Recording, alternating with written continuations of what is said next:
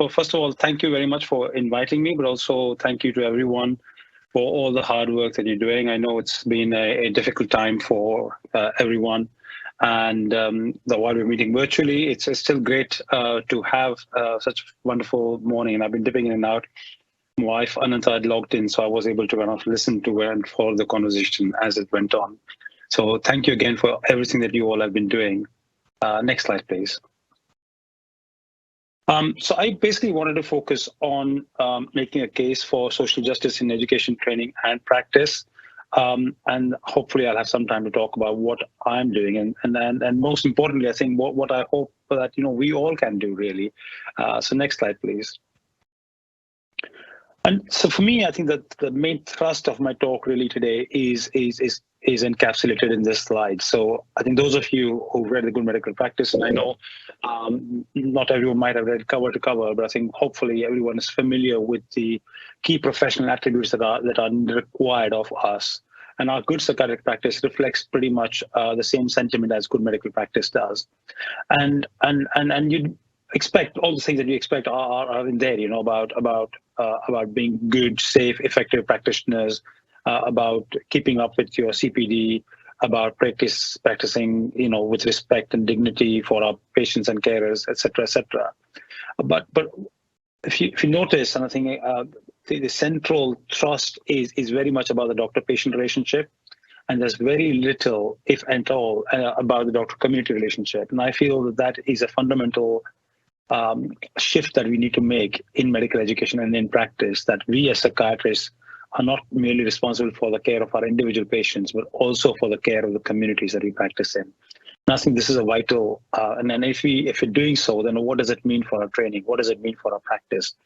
And so that's the change we are going to be bringing about in our Good Psychiatric Practice, which we'll talk about as a professionalism requirement of psychiatrists to be responsible for the care, not just of their individual patients, but also of the communities that they practice in. And I believe that the GMC is following on. I think there's an article of ours that should be published in the BMJ special issue of Social Innovations later this or early next month. And I think that pretty much makes this case. Next slide, please. And so some of you may be familiar with Professor Sir Michael Marmot's work around health inequalities and social determinants of health, and how he makes the case that these are not a side note, but these are the main issue. And if you think of that these are the main issue, and then if you think about how much time do we devote to these issues in our training, in our practice, and I think the disparity then becomes quite clear. Next slide, please. And for me, I think when I think about how the spotlight has been on inequalities, next slide, please, through COVID period, where we saw, the effect of ethnicity, and then George Floyd and the Black Lives Matter movement. And next slide, please. And then thinking more widely about the whole climate change issue. Before COVID happened, I think we all had been quite focused on climate change, and rightly so. And I think if you're thinking about sustainability as a key principle, and I think Adrian spoke about that this morning. I think that what we can't have is a system where demand keeps on increasing and we somehow try and plug that demand. We've seen that over the COVID period, waiting lists have ballooned. And while to an extent we can try and increase supply, the reality is we need to also manage the demand side in the first place, and then prevention is absolutely key to this. So for us to think of our role not just as interventionists but also as preventionists, I think it is absolutely vital. Next slide, please. And so for me, I think that's the key message of today's talk, and I'll talk about this with providing some details in the next slide. And so next slide, please. I'll first focus on health inequalities. Next slide, please. And so we've known about health inequalities for some time. When I was a medical student, we were taught about how social justice in healthcare, the vision of health being a biological, psychological, and a social well-being, encapsulated in that, would be achieved by 2020. 2020 has come and gone, and I think, if anything, the polarization has worsened. If anything, the inequalities in healthcare have worsened across the world. Next slide, please. And so we have to question ourselves if that's what's happened. Well, why is it that we've not been able to address the issues? And I think this slide really captures some of the problems we've seen. So we've known the findings in this slide for at least 2 decades, if not longer. I mean, this slide is older than that, actually. It's about 3 decades old. And so we've known that people with severe mental illness, on average, die 20 years younger. Now, we've seen a raft of programs. I'm not saying that we've been sitting still in this period, but yet we've not been able to make the dent in that mortality gap as we should have. And I think we have to ask the question as to why we have to hold ourselves accountable, our training accountable, our practice accountable, that if that has not made a dent, why is it not been able to do so? And clearly there are systemic factors, and I think I want us to be equipped not just with the knowledge of these issues, but also with the skills to start addressing these issues. Next slide, please. I mean, again, this slide, and I think Mohammed really makes a very strong case outlining this, is that if you have experienced more than 4 adverse childhood experiences, your health outcomes on a range of issues, from things like depression and substance misuse, to physical health conditions like cardiovascular illnesses and cancers and obesity, are all significantly worse. And then we've known this finding again for some time, and the science behind adverse childhood experiences and early trauma has been building up. And somehow I think we've not let that affect us or impacted on our practice. And again, I'm not pointing my finger at anyone. I think, I as an adult psychiatrist, I'm very conscious that as adult psychiatrists, we probably don't do enough to think about the adverse childhood experiences of some of the young children of our patients. And I think we need to be starting to think about how do we start building in those preventative elements in our care very early on. Next slide, please. Again, the effect of ethnicity, I think, is well known. I think some of you may have followed this story about infant mortality and maternal mortality. I won't go through all the details, but I think the finding is very clear that there are significant ethnicity deficits, and I'm not sure whether our services are always prepared or equipped to handle this. I think we've known in child psychiatry, for example, access rates vary significantly. I think though mobility rates are roughly similar, access rates between Black and Afro-Caribbean ethnic minority communities and white communities can be significantly different. Next slide, please. Life expectancy is quite different. This is US finding, and I recommend Professor David Williams's work to you. He has outlined very lucidly how microaggressions and ethnicity-based discriminatory attitudes and practices can actually kill. How it can have an effect on someone's health. And I think it's important and vital that we bear in mind and inform our future psychiatrists and our current workforce about the knowledge base in this area. And I'm not sure that we've done that as consistently as we should. Next slide, please. Closer to home, I think Simon Wesley's review about the Mental Health Act that was commissioned by the previous government under Theresa May, I think is well known. We've known these findings for some time, so probably the findings themselves didn't come as a surprise to us. We've known that people with African and Caribbean backgrounds with schizophrenia are more likely to be admitted through legislative routes rather than through healthcare routes, so more likely to come in through Section 2 or Section 3 or Section 136, less likely to be provided with psychological therapy, more likely to be given higher doses of medication, more likely to be given depot medication, more likely to be on CTOs, and so on and so forth. I guess the question to be asked is that, yes, we might be doing case-based discussions, but do we as individual clinicians have caseload-based discussions as a routine practice? Do we look at the impact of our actions and the care we provide on the wider community? And I'm not sure that happens as consistently as it should. Next slide, please.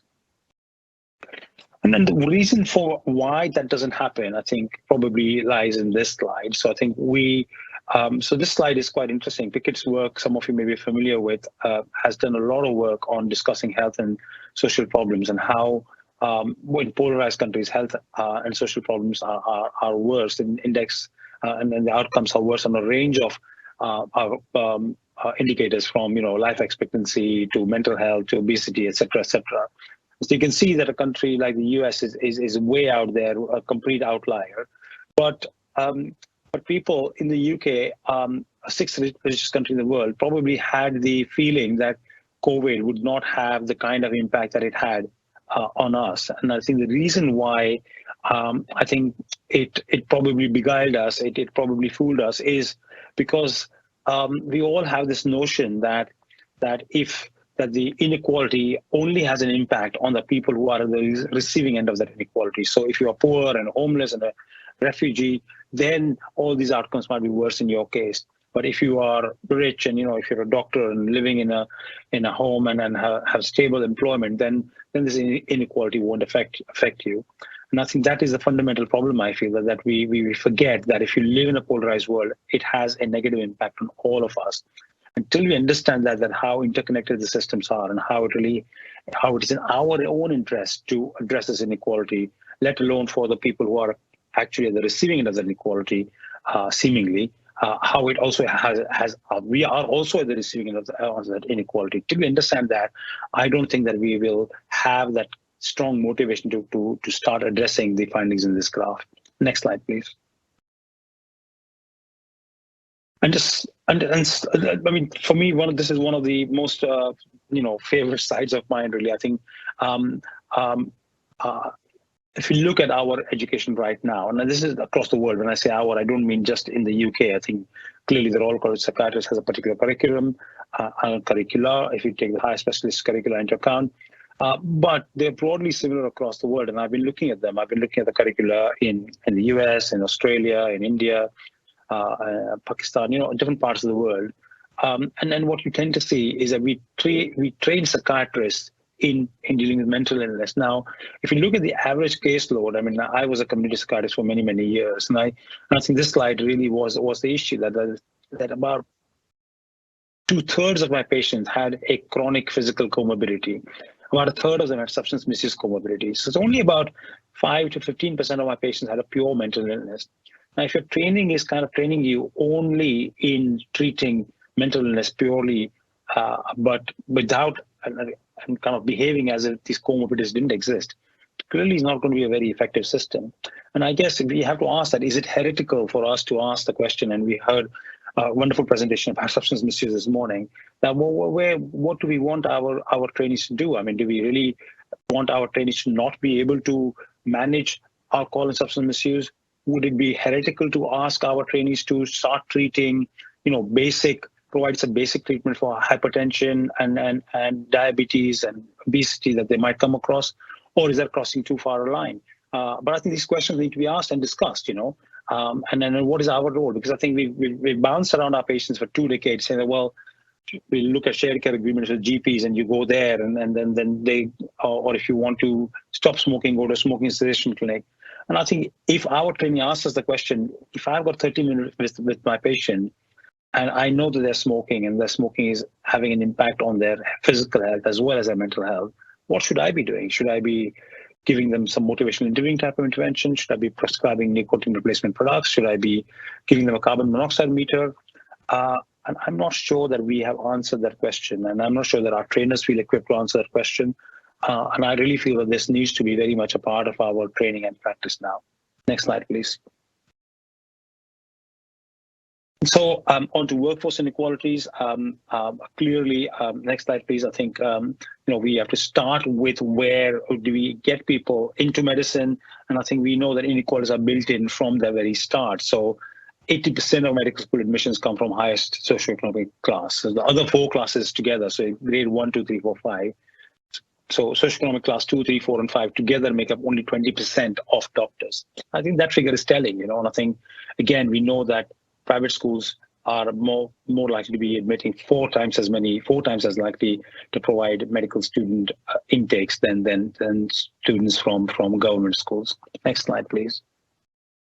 And that disparity continues, and we've seen that with IMGs, international medical graduates, where their pass rates are poorer, they're less likely to achieve consultant grades. Next slide. And then more worryingly, at leadership levels, I think we see a stark difference. I think we've seen that in the boards of pretty much every trust in the country, where there is a significant disparity and disproportionality in terms of the representation. And I think this is not just about, ticking the ethnicity box or the gender box.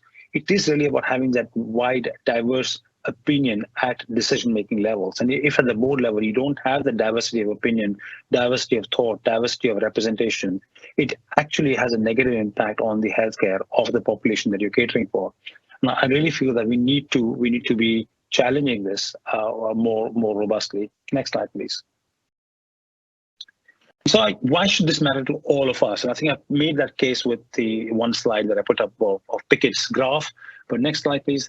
I want to, clearly outline the moral case. I think that is obvious one that, I think equity is an important moral principle, and it's embedded in our NHS constitution. So that's the first thing. I mean, it's unconscionable that there are sections of our population being left behind. And for us as psychiatrists, that's pretty much everyone we treat, because we know that people with mental illness are left behind significantly in terms of their physical health outcomes. So for us to be advocates for the healthcare of our patients is absolutely vital. But then within that, there are other groups and other intersectionalities. And we know that ethnic minorities and gender-based discrimination also plays a role. Next slide. Not to mention poverty inequality. There's obviously a legal case, and I think all trusts and all healthcare bodies and social care bodies have a public sector equality duty. So that's something that is absolutely enshrined in our law. Next slide, please. But there's also a case of self-interest, and I feel that's something that we need to be more aware of. That if you work in an organization where there's organizational justice, where there's more person-centered care towards your patients, you find that employee well-being is better, retention is better. Next slide, please. And that is a real issue now. I think when recruitment rates and retention rates are struggling, we're seeing vacancy rates at consultant level at pretty much every grade. We're doing well in terms of recruiting to our core training positions and increasing this over higher training. But I think at other grades, there are real issues, and I think retention certainly is becoming a major problem. And I think in that scenario, for us to think that we want to be working in a place where there is that sense of justice, that sense of equity, and I think you find that if that is available in an organization, people are more likely to stay. Next slide, please. And clearly there's a quality case, and I think Michael West from Aston University has made this case. There are a significant number of case studies from Harvard Business School and many other business schools across the world that have shown that with the more equity there is in terms of outcomes, the more equity there is in terms of the workforce, the better are the outcomes for patients. So the experience of the most marginalized portion of your workforce is a good barometer of the respect and care that you provide to your patients. And I think that's something to bear in mind. Next slide, please. So let us address the issues now, the elephants in the room. What are the barriers to achieving social justice? Because a lot of us are kind of broadly familiar with the idea that this is a good thing to do, and that maybe it's a legal requirement as well. But what are the real barriers? So next slide, please. I think the first barrier that I found as I've gone down the country and internationally talking about this is that there's a sense that we are already doing this, that we are biopsychosocial practitioners, we think about formulations, and we are already doing this. I think if we actually reflect on our own practice and ask that, are we really doing this? I think the question, let's look at the finding of schizophrenia. I mean, we've known for at least 4 decades now that, if you live in poor urban housing, the risk of schizophrenia increases significantly. How often, all of us, and again, I'm not pointing fingers at anyone, how often have we discharged our patients from inpatient units back into a hostel in the inner city area where they are likely to be intimidated, bullied, perhaps, exploited by drug dealers, so on and so forth. So how often does that happen? How often have we put our foot down and said, well, I'm not discharging my patient in this kind of a scenario? Probably happens sometimes, but sadly, the reality is that many of our patients end up in scenarios which are clearly, in situations where those very social determinants that have caused and perpetuated their illness are now likely to perpetuate it even more and likely to cause a further relapse. And that sadly is extremely common. And so I think that we are already doing this, I think does not stand. I think, again, there is plenty of research evidence to show that. Next slide, please. And Mohammed has outlined that quite clearly. Next slide, please. If you just keep clicking 3 or 4 times, please. So Previous slide, yeah, that should probably work. Thank you. And so it's also clinician attitudes are an issue. I think we think that we are more person-centered and more public health focused than we actually are. And again, Stefan Prieb has done some work on this. And if you actually analyze our interviews, there is a variation. There are some of us who are more person-centered. There are some of us who are more public mental health focused than others. And I guess we haven't really clearly determined as to what is the minimum standard that all of us must adhere to. And I think that is a real issue, I feel. That I think if you're talking of systems of healthcare, then we need to be kind of saying that, well, everyone must have at least this level of knowledge, this level of skills.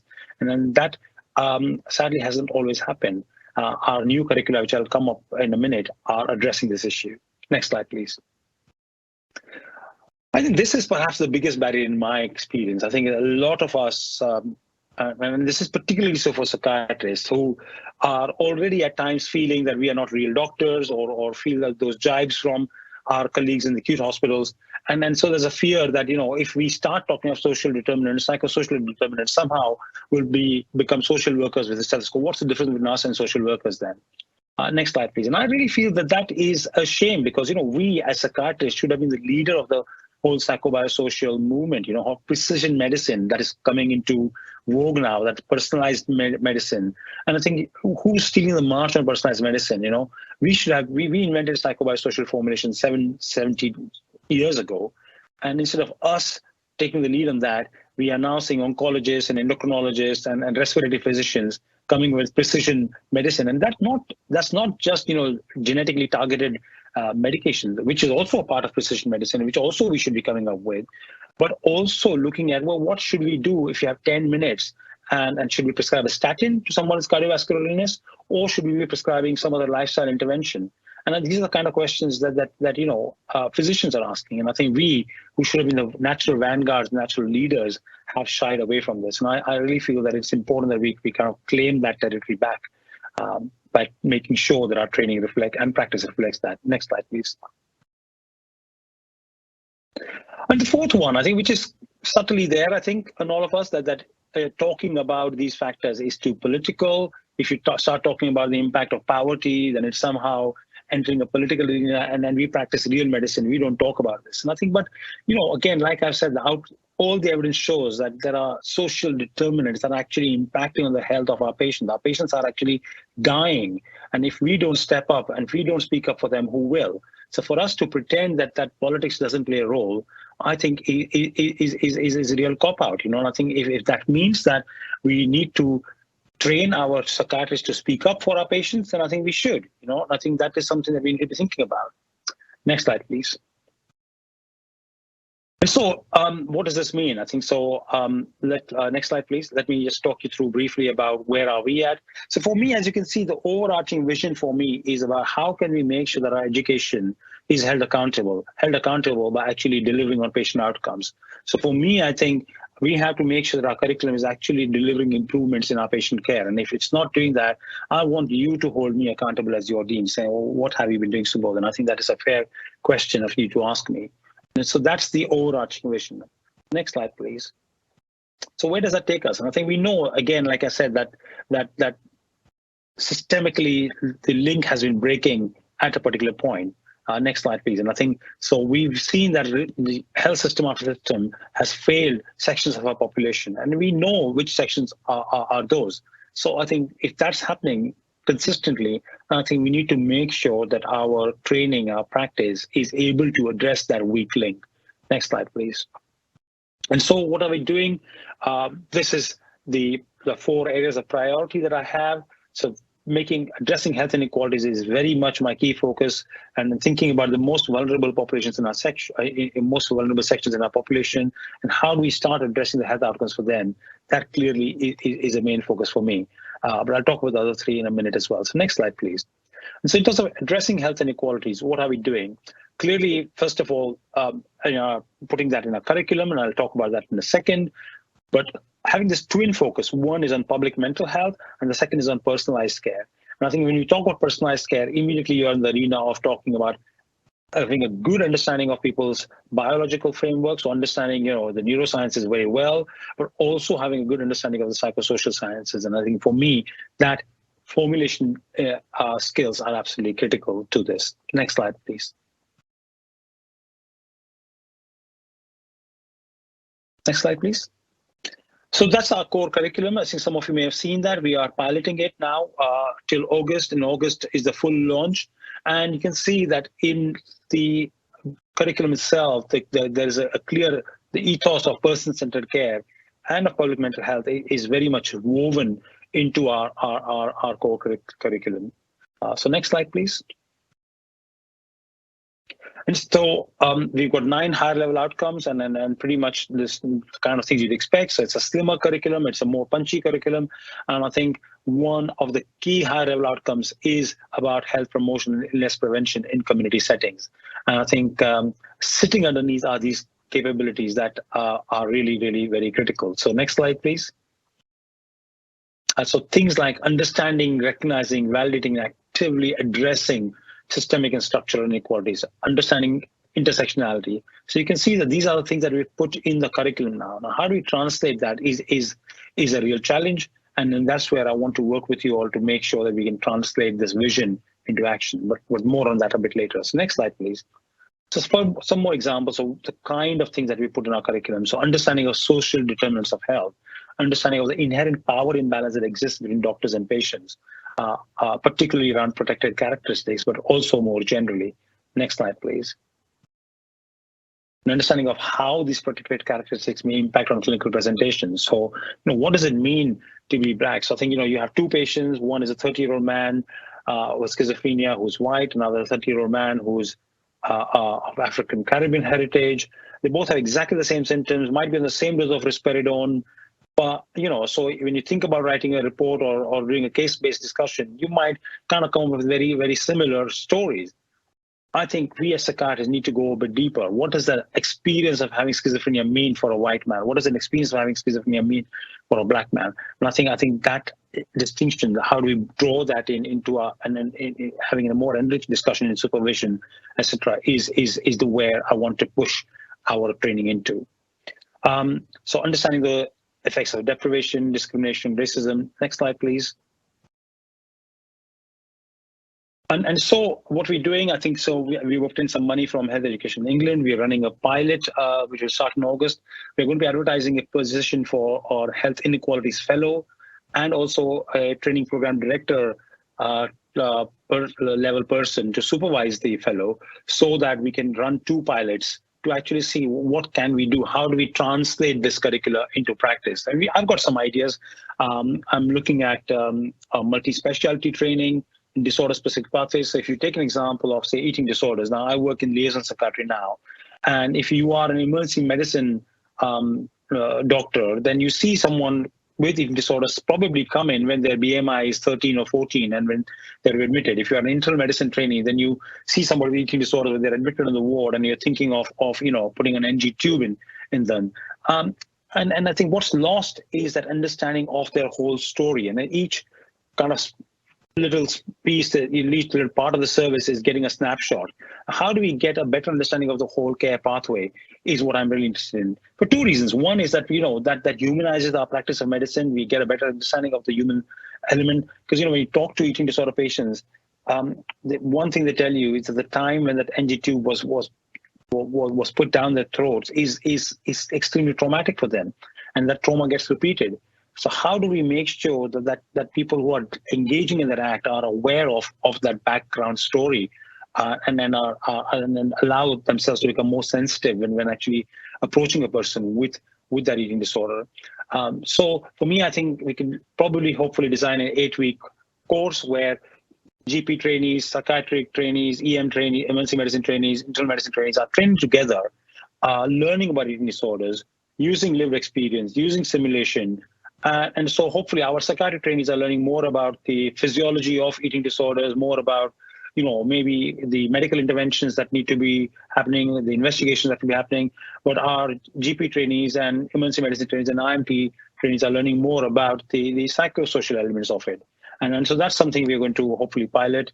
So I think clearly one of the issues in addressing health inequalities is making sure that we have enough workforce. And then, so the good news is that we really have had a very good year in terms of recruitment.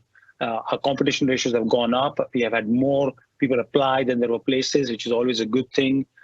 We've had 140 new national training members at core level and a few more at higher training level. Next slide, please. We started an eating disorders credential, which we are hoping to launch in August. We're hoping to also pilot an ID run-through program. We've got 9 places for that. So like the CAMPS run-through program. So we are doing our bit to try and address those health inequalities. What can we all do? What can you do specifically? I think certainly I want to focus on MR Psych courses, and if you are in an educational position as DME or TPD, I want you to look at the MR Psych course that you're providing and then think in terms of, well, is it fit for purpose in terms of health inequalities, decolonized content, skills formulation skills, etc. And I really want to address this whole issue of the patchy involvement of lived experience. I feel that experience and evidence go hand in hand. And while we need to make sure that our trainees are well versed in research evidence, we also need to make sure they're exposed to a whole range of experiences. And I think a better use of recovery colleges and community-based QI projects could help with that. And for me, I think using assessment as a lever is important. And so I really want to see how we can move from not just having case-based discussions, but also case load-based discussions. So there's a broader understanding of the impact of your care on the communities that you practice. Next slide, please. And so to illustrate this and to enliven this and to animate this, I'm starting the Dean's Grand Rounds. There will be 8 such Grand Rounds in the coming academic year. The first one should be starting in June or July. We will be sending out the dates very soon, but you can see that the whole focus is on narrowing the gap between evidence and practice. And then we know that those gaps exist. I mean, again, research evidence shows that the gap is usually anything between 15 to 20 years after the evidence has been well established for it to translate into practice. And I think we need to do more to accelerate that. And in psychiatry, perhaps it's been even longer. I think, like I said, with examples of, housing and then smoking cessation, etc., that we need to narrow that gap. And I think the 4 key elements of these grand rounds are going to be lived experience, either of an individual or a community, the academic evidence that informs the gap, but then crucially the data, what is the wider impact of that gap on not just that individual patient, but on the community that we're working in, the wider health economy. And the final point, so we from the college, I will be appointing QI coaches to support the presenters in conducting a 6-month project, a PDSA style quality improvement project to try and narrow the gap between evidence and practice. And then hopefully next year, we will hear from all the presenters to see where have they got to in their efforts at narrowing that gap between evidence and practice. So next slide, please. And as a college, some of you may be familiar, we've launched the Public Mental Health Implementation Center. So public mental health is going to be a key focus of the college, and prevention and sustainability are absolute mantras for us. And I really want to drive that not just through our education, but also through our practice. And then part of that, next slide, please, is really about upskilling our workforce. And how do we make sure that in areas where there is a clinical need, how can we upskill the workforce? And so for me, I think I'm going to be launching a series of courses. This is the first one. Some of you may have seen that. I think there's already been quite a high level of subscription to this course, which is on the issue of autism, spectrum disorders, and the criminal justice system. We know that people with ASD, a lot of them are in high secure institutes away from their homes, and which is a real problem. And I think how do we upskill our workforce so that we can bring our patients with ASD and then manage them in community settings is going to be the focus of this course. And so more of these courses will follow. In fact, we're also hoping to launch an international diploma. Next slide, please. And so you can see that in terms of making training meaningful, making training exciting and personally exciting, we are launching our courses. It also needs to be fun. And so we have the Psych Mind Masters quiz, which is a quiz, inter-division quiz. So there are 12 divisions of the college and 12, including the devolved nations. And so we will be having the heats at the International Congress in Edinburgh in June. If you haven't registered for the Congress, please do. This is our first face-to-face event after such a long time. And I'm really looking forward to meeting all of you. But on the Tuesday and the Wednesday of the Congress week, we will have the heats between the 12 teams. 4 teams will then finally will go into the semifinals, which will be held at the college on the 28th of November. And the finals will be hosted by Simon Wesley, and hopefully we'll know which division is going to win. So I guess that this is the West Midlands division, so I'm sure you already have your team and you are coaching your team, so good luck with that. Next slide, please. And the next again. And in fact, I mean, we do need questions. So if you have any questions that you'd like to see in the quiz, please send an email to quiz@rcpsych.co.uk or tweet me, and I'll connect you with the quiz team. So just coming to the end, I think, when you ask Mahmoud, he wrote this report 10 years later, and sadly, in those 10 years, things had not changed for the positive.